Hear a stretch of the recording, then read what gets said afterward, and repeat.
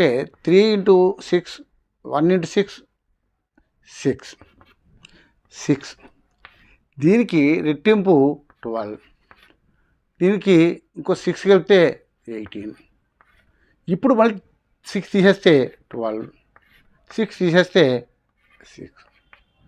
Next 6 2 1 carry 9 1 carry 3 1 carry 7 answer ఇక్కడ వచ్చింది.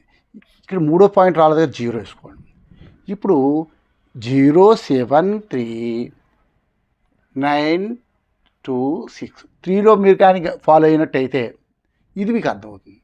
చూడండి, దీనికంటే ఒకటి తగ్గిస్తే 9 2 5, దీనికంటే ఒకటి పెంచినట్టయితే 0 7 4 ఆన్సర్. ఓకే.